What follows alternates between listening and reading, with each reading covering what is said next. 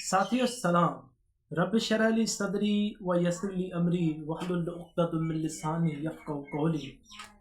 Actually आज की जो हमारी टॉपिक है वो ये है कि एमडीकेट जो अभी इम्प्रूव कर रहे हैं उन भाइयों को क्या करना चाहिए जिससे वो 2026 में इंशाल्लाह ताला पास हो जाएं।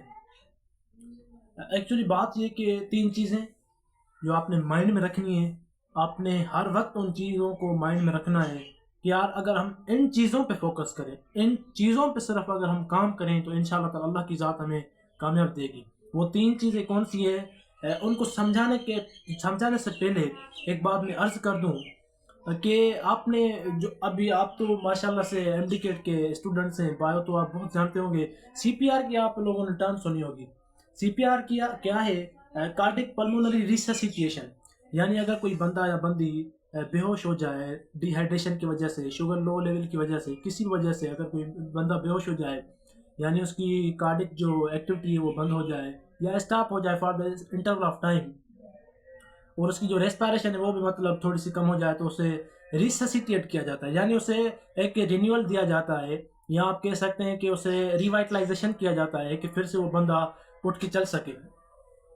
एक्चुअली हमारी भी जो अभी हमारी जो फेज़ है, ये जो हमारी सिचुएशन है वो भी यही है कि हम एमडीकेट दे के आए हैं, लेकिन अभी जो हमारी पोजीशन है, अभी जो हमारी सिचुएशन है वो ये है कि हम मतलब बेहोश पड़े होते हैं। क्योंकि कोई भी जो बंदा है वो अगर एमडीकेट देने जाता है तो वो ये सोच के नहीं जाता कि यार मेरी इस साल सिलेक्शन नहीं होगी, वो यही सोच के जाता है कि यार मेरी तो इस साल सिलेक्शन होगी। क्योंकि जाहिर सी बात है एमडीकेट का एग्जाम है, इसमें बहुत सारी मेहनत लगती है। सो उनसे पहले सीपीआर देने से पहले कुछ टर्म्स एंड कंडीशंस होती हैं जिनको आपने फॉलो करना होता है, ठीक है जी।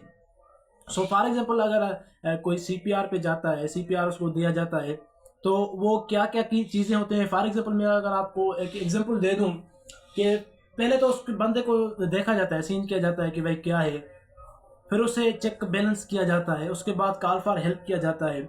अगर कोई कॉल फॉर हेल्प ही नहीं आता तो फिर सीपीआर स्टार्ट किया जाता है, ठीक है। एम्बूबैग से यानी आर्टिफिशियल मैनुअल ब्रीथिंग यूनिट से होता है, ठीक है जी। सो हमारी जो सिचुएशन है अभी वो भी यही है, सीपीआर वाली सिचुएशन है हमारी। हमें भी सीपीआर की ज़रूरत है। अगर हमें कोई सीपीआर देगा तो हम इंशाल्लाह उठ खड़े होंगे और फिर से उसी फेज़ में, उसी एनर्जी से हम काम स्टार्ट करेंगे, हम अपनी प्रिपरेशन स्टार्ट करेंगे। सो हमारा जो सीपीआर है वो क्या है? हमारा जो सिंपल सा सीपीआर है, C for concept. First of all मैं तो उन फ्रेशर्स को भी ये मतलब सजेशन दूंगा कि आपने पहली जो पॉइंट है एमडीकेट को क्रैक करने के लिए वो ये है कि आपने कॉन्सेप्ट के पे काम करना है, ठीक है जी। अगर आप रट्टा लगाएंगे चीज़ों को तो आप सक्सेस नहीं हो सकेंगे, ठीक है जी।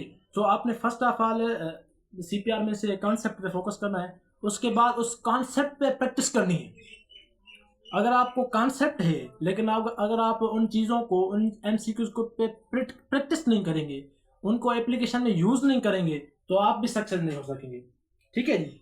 सो नंबर वन कॉन्सेप्ट पे फोकस करना है, और नंबर सेकंड प्रिपरेशन यानी प्रैक्टिस करनी है, और number last but not the certainly most least, that is revision.